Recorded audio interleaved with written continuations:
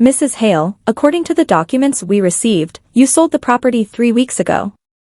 The attorney's words echoed through my hotel room. For several seconds, I couldn't breathe. Outside my window, Singapore's skyline glittered beneath the early morning rain. Thousands of office lights reflected across Marina Bay, creating the illusion that the entire city was awake. But inside my room, everything had gone silent. My fingers tightened around my phone until my knuckles turned white. There has to be some mistake, I whispered. The attorney sighed. I wish there was. I've reviewed the county records twice. The deed has already been transferred. The buyers have possession. The transaction is complete. Complete. One simple word. Yet it shattered 20 years of memories. Because the property they were talking about wasn't just another house. It was my grandmother's beach cottage. The place where I learned to ride a bicycle. The place where my husband proposed. The place where my daughter took her very first steps. It wasn't expensive because of its location. It was priceless because it held my entire life. And somehow, someone had sold it. Without me. 3 hours earlier, I had been celebrating the biggest engineering contract of my career. My team had just secured a multi-million-dollar coastal development project in Singapore. Champagne glasses clinked together. People laughed. My phone buzzed several times inside my purse. I ignored it. I thought it could wait. I had no idea. Those missed notifications were quietly destroying my world. When I finally returned to my hotel room, there were 18 missed calls. 9 text messages. 4 voicemails. And 1 email from my mother. The subject line made me smile. Everything worked out. For one brief moment, I actually believed she had good news. Maybe my younger sister, Dia, had finally gotten her life together. Maybe she had paid off her debts. Maybe, for the first time in years, our family was healing. I opened the email. Instead, I found 7 short sentences that would change my life forever. Margaret. We finally solved Dia's financial problems. Your father and I sold the beach cottage. The paperwork is finished. You weren't using it anyway, and family comes first. We know you'll understand. Love, Mom. I read it once. Then again. Then again. My eyes kept returning to the same sentence. We sold the beach cottage. No. They couldn't have. Legally. They had absolutely no authority. The cottage wasn't theirs. It hadn't been for nearly 15 years. Most people think betrayal feels like being stabbed. They're wrong. A knife creates pain. Real betrayal creates confusion. Because before anger comes, your brain desperately searches for another explanation. Maybe I misunderstood. Maybe Mom meant something else. Maybe they sold another property. Maybe. Anything but this. Then my phone rang again. It was my husband. I answered immediately. His first words drained every ounce of hope from my body. Margaret. His voice sounded strained. I just got to the cottage. They're emptying the house. Everything inside me stopped. What? Moving trucks. Locksmiths. Real estate agents. They've already changed the front gate. I slowly sat down on the edge of the bed. No. They can't. I know. But they're doing it. I heard voices through his phone. Boxes sliding across wooden floors. Furniture being carried outside. Someone laughing. Laughing. Inside my grandmother's home. The home where she spent her final Christmas. The home she trusted me to protect. Call the police. Those were the only 4 words I could manage. I already have. Ken replied. They're on their way. Then, almost as an afterthought, he added something that sent a chill through my entire body. Margaret. Your mother is here. I closed my eyes. Of course she was. Because people who believe they're right always stay to watch the damage. My mother had always said the same thing whenever Dia made another terrible decision. She's family.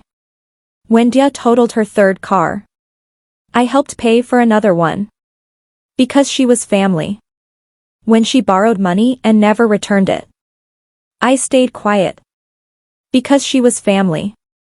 When she lost 3 different jobs, my parents begged me to keep helping. Because she was family. Funny. No one ever asked whether I needed help. No one wondered how many overtime shifts I worked. No one cared how many vacations Ken and I canceled to save money. To them, I wasn't family. I was the emergency fund. The responsible daughter. The one expected to fix every disaster someone else created. And this time, they hadn't just asked for money. They had taken the one thing my grandmother left behind. Without asking. Without warning. Without guilt. I stood and walked toward the rain-covered window. Singapore looked beautiful. Peaceful. Orderly. Yet somehow, 9,000 miles away, my life was collapsing. I rested my forehead against the cold glass. Then I made a decision. I wasn't flying home to argue. I wasn't flying home to beg. I was flying home to uncover exactly how my own parents managed to sell property they never owned. Because if they had done this, then they had crossed a line they could never uncross. And deep inside, a voice kept repeating the same terrifying thought. This wasn't about a house. It was about something much bigger. Something they had been hiding for years. The flight from Singapore to Maine took nearly 22 hours. Most passengers slept. Some watched movies. Others complained about the long journey. I did none of those things. For 22 straight hours, I stared out the window. Not because the clouds were interesting, but because my mind refused to accept what had happened. Every few minutes, another memory surfaced. My grandmother teaching me how to bake blueberry pie in that tiny kitchen. My grandfather showing me how to repair the old wooden porch after every storm. The swing hanging from the oak tree where Ken had asked me to marry him. That cottage wasn't just property. It was the last place on earth where I still felt like a little girl. And now, someone else owned it. Or at least, they thought they did. As soon as the plane landed, my phone exploded with notifications. 37 missed calls. Dozens of emails. Messages from lawyers. Messages from neighbors. Even local reporters had started asking questions. That made me stop. How had the media found out so quickly? Something didn't feel right. Property disputes rarely made headlines. Unless someone wanted attention. Ken was waiting outside the airport. The moment I saw him, I knew things were worse than he'd admitted over the phone. He looked exhausted. His beard had grown in. His eyes were bloodshot. He hugged me tightly. I'm sorry. I shook my head. This isn't your fault. He opened the passenger door. There's something I didn't tell you. I froze. What? He looked straight ahead before starting the truck. Your parents gave an interview yesterday. My stomach dropped. An interview? He nodded. They told everyone you donated the cottage to help save your sister. For several seconds, I couldn't even blink. They said what? They called it your final gift to the family. I laughed. Not because it was funny. Because it was unbelievable. They hadn't just stolen my property. They'd rewritten history. And somehow, made themselves look like heroes. 20 minutes later. We parked across the street from the cottage. I barely recognized it. The front porch had already been repainted. The garden was gone.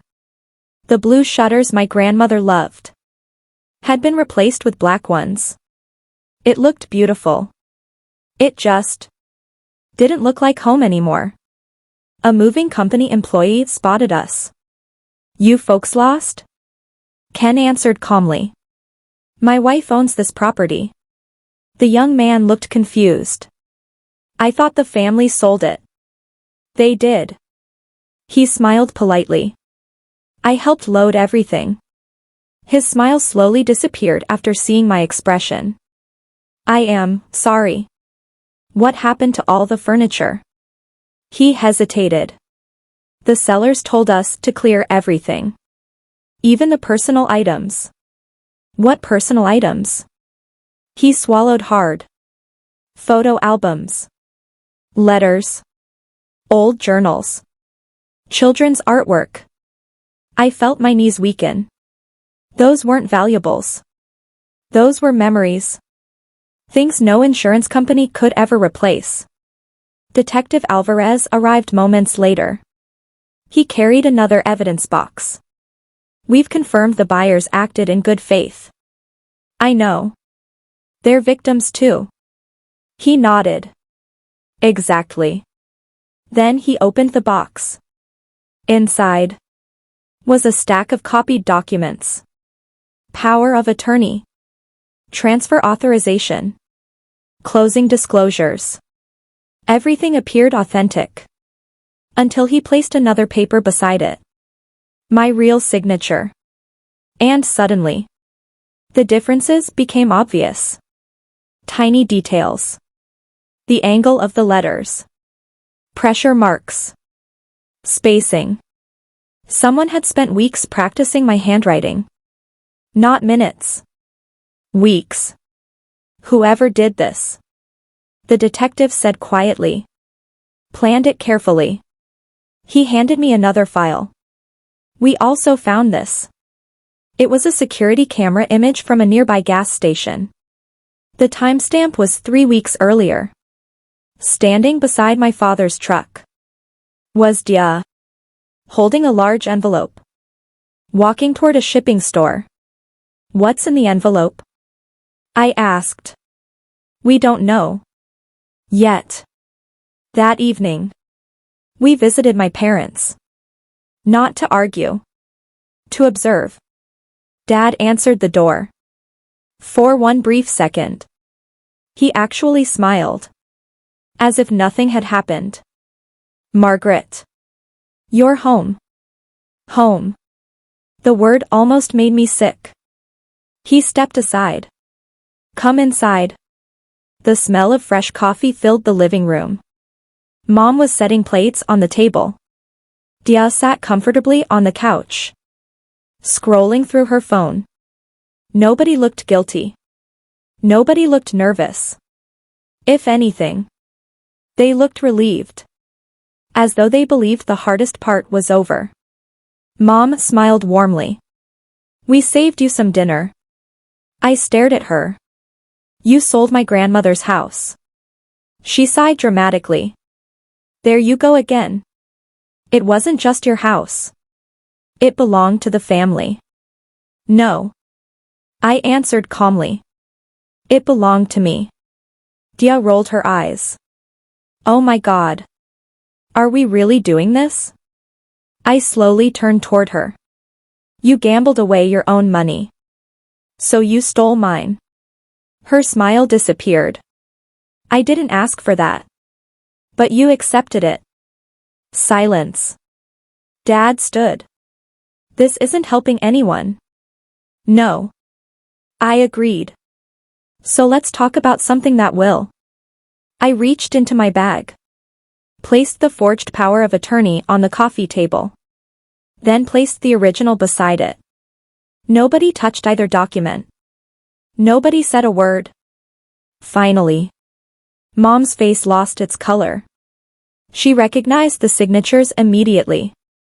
And for the first time, I saw something I hadn't seen in years. Fear. Real fear. Because she knew. The conversation had just changed. This wasn't about family anymore. This was about evidence. I looked at each of them. One by one. Then quietly asked. Who forged my name? No one answered. But sometimes, silence tells you everything. End of part 1, chunk 2. The room was silent. Until someone unexpectedly began to clap. And the person applauding wasn't a member of my family. It was Detective Alvarez. He had just stepped through the front door. With a search warrant in one hand. And an arrest warrant application in the other.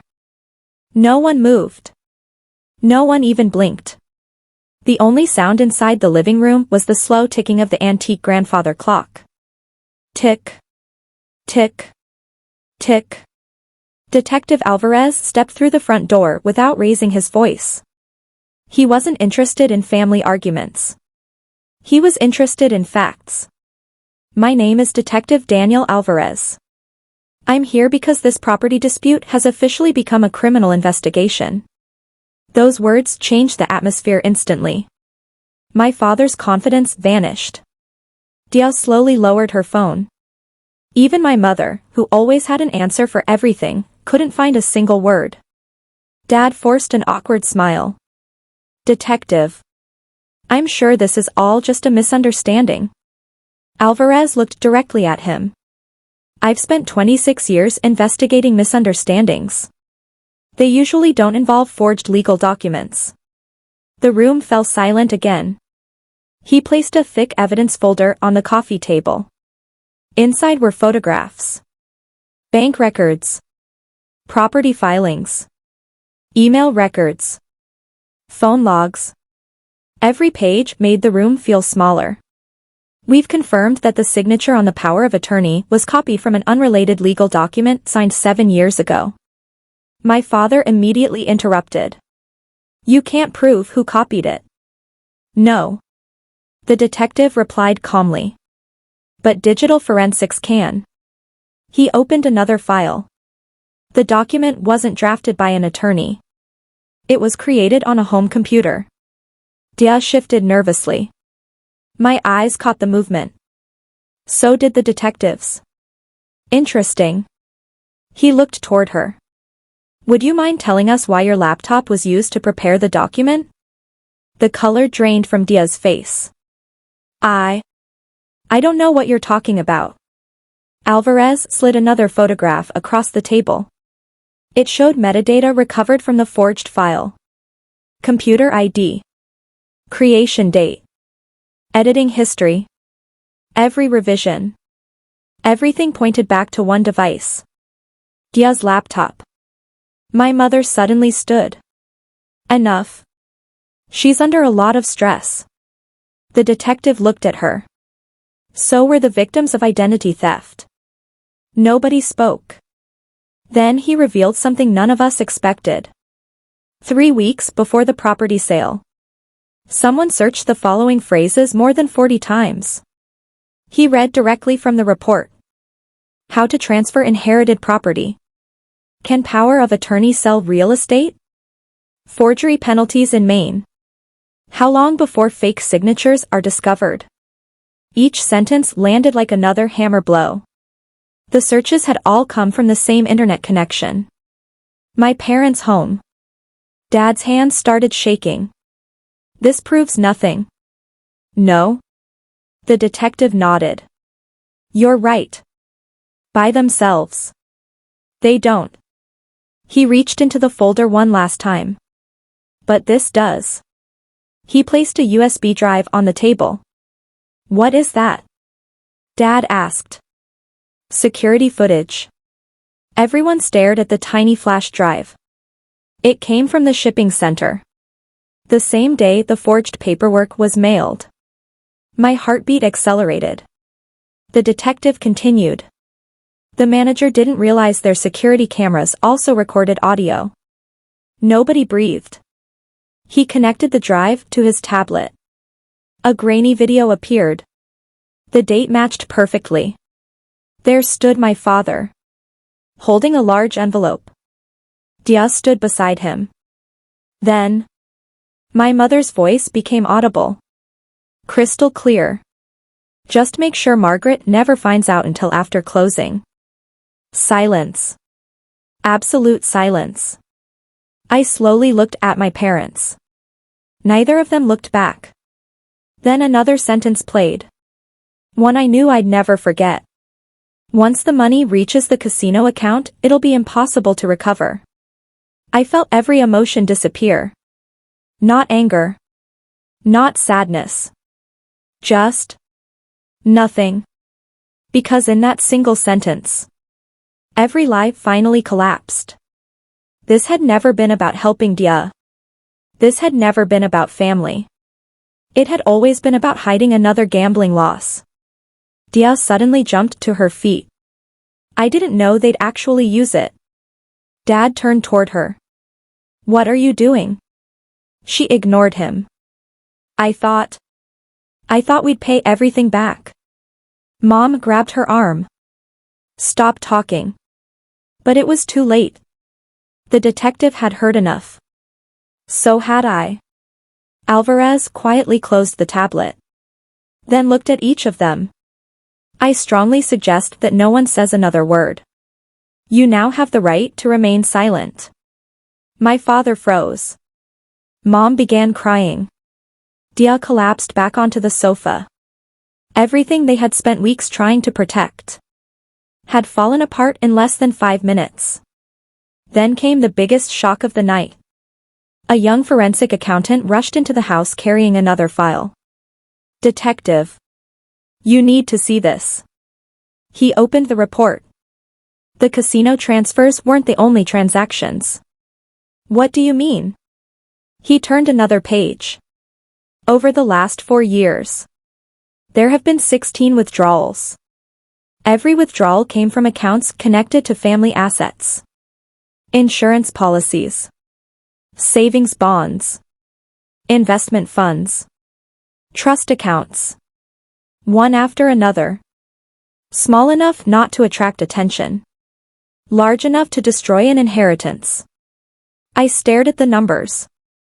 They had been stealing for years. Not just from me. From everyone. The detective slowly removed his glasses. I think this case just became much bigger. He reached for his radio. This is Detective Alvarez. I need financial crimes. I need cyber investigations. And I need the district attorney notified immediately. He paused. Then quietly added. I believe we've uncovered an organized pattern of fraud. Outside. Red and blue lights reflected across the windows. Another patrol car arrived. Then another. Neighbors began stepping onto their porches. Curtains opened. Phones appeared. Within minutes, the quiet neighborhood had turned into the center of a criminal investigation. And for the first time in their lives, my parents couldn't hide behind the words. We're family. Because now, they weren't answering to me. They were answering to the law. 3 months later, every seat inside Cumberland County Courthouse was occupied. Reporters lined the hallway.